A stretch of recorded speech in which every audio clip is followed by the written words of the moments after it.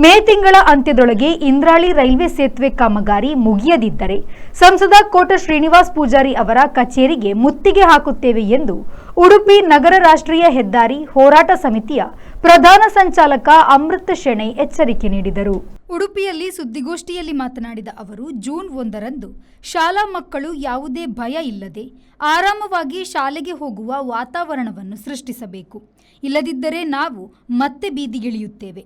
ಸಂಸದರ ಕಚೇರಿಗೆ ಮುತ್ತಿಗೆ ಹಾಕುತ್ತೇವೆ. ಬಳಿಕ ಸಂಸದರು ಅಲ್ಲಿಯೇ ಅಧಿಕಾರಿಗಳನ್ನು ಕರೆದು ಸಭೆ ಮಾಡಬೇಕು. ಸಾರ್ವಜನಿಕರ ಕ್ಷಮೆ ಕೋರಬೇಕು ಎಂದು ಒತ್ತಾಯಿಸಿದರು. ಸೃಷ್ಟಿ ಮಾಡುವುದರಲ್ಲಿ ನಾವು ಯಶಸ್ವಿಯಾಗಿ ಮತ್ತು ಸರ್ಕಾರಕ್ಕೆ ಬಿಸಿ ಮುಟ್ಟಿಸುವುದರಲ್ಲೂ ನಾವು ಯಶಸ್ವಿಯಾಗಿ. ಅದಕ್ಕೆ ಜ್ವಲಂತ ಉದಾಹರಣೆ ಅಂದರೆ ಕಾರ್ಯಕ್ರಮದ 2 ದಿನ ಹಿಂದೆಯೇ ಮಾನ್ಯ ಸಂಸದರು ಸರ್ಕಾರಿ ರಜೆ ಇರುವಂಥ ರವಿವಾರ ಅಲ್ಲಿ ಅಧಿಕಾರಿಗಳನ್ನು ಕರೆಸಿ ಮಾತಾಡಿದರು. ಅದಾದಮೇಲೆ ಮರುದಿನ DC ಅವರು ಬಂದರು ಸ್ಥಳಕ್ಕೆ. ಅದಾದಮೇಲೆ ಪುನಃ ಇವತ್ತು ನಿನ್ನೆ ಸಂಸದರು ವಿಶೇಷವಾಗಿ ರಾಷ್ಟ್ರೀಯ ಹೆದ್ದಾರಿಯನ್ನು ಬೇಗ ಮುಗಿಸಬೇಕು ಅಂತ ಸಭೆ ಕೈಗೊಂಡು ಇವತ್ತು ನಿನ್ನೆ ಒಂದು ಹಂತದ ನಮ್ಮ ಕಾರ್ಯಕ್ರಮ ಒಂದು ಹಂತದ ಯಶಸ್ಸು ಕಂಡಿದೆ. ಆದರೆ ಇವರ ಉದಾಸೀನ ಧೋರಣೆ, ಇವರ ಒಂದು ಆಲಸ್ಯಕ್ಕೆ ಮುಂದಿನ ದಿನಗಳಲ್ಲಿ ಮತ್ತೆ ಏನು ಮಾಡ್ತಾರೆ ಗೊತ್ತಿಲ್ಲ. ನಮ್ಮ ಸಮಿತಿಯ ನಿರ್ಣಯ ಪ್ರಶ್ನವರು ದಯವಿಟ್ಟು ಹಾಕಬೇಕು.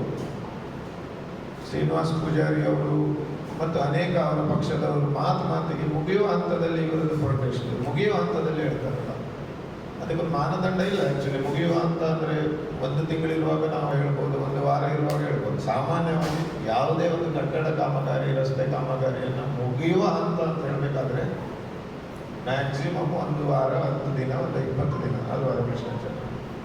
20 ದಿನ ಇರುವಾಗ ಒಂದು ಆಡು ಭಾಷೆಯಲ್ಲಿ ನಾವು ಇದು ಮುಗಿತಮ್ಮ ಅಂತ ಹೇಳೋದು. ಆದರೂ ನಾವು ದೊಡ್ಡ ಮನಸ್ಸು ಮಾಡಿ ಶ್ರೀನಿವಾಸ್ ಪೂಜಾರಿ ಅವರಿಗೆ ಮೇ ಅಂತ್ಯದ ತನಕ ನಾವು ಸಮಯವಾಗಿಸಿಕೊಡ್ತೇವೆ. ಬೇಸಿಗೆಗಾಲ ಮೊನ್ನೆ ಸುಡು ಬಿಸಿಲಿನಲ್ಲಿ ನಮ್ಮ ಕಾರ್ಯಕ್ರಮ ಆಗಿದೆ. ಈ ಬೇಸಿಗೆ ಕಾಲದಲ್ಲಿ ಕೆಲಸ ಮಾಡಲಿಕ್ಕೆ ಅನುಕೂಲ, ಮಳೆ ಬಂದರೆ ಕೆಲಸ ಮಾಡಲಿಕ್ಕೆ ಕಷ್ಟ.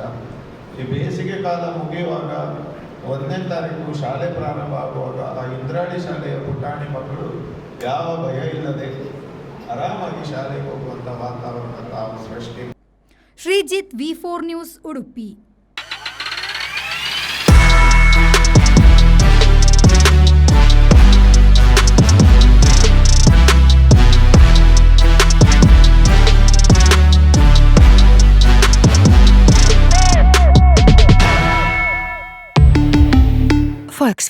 Volkswagen Mangalore, Airport Road, Yeyadi, Mangalore. Volkswagen.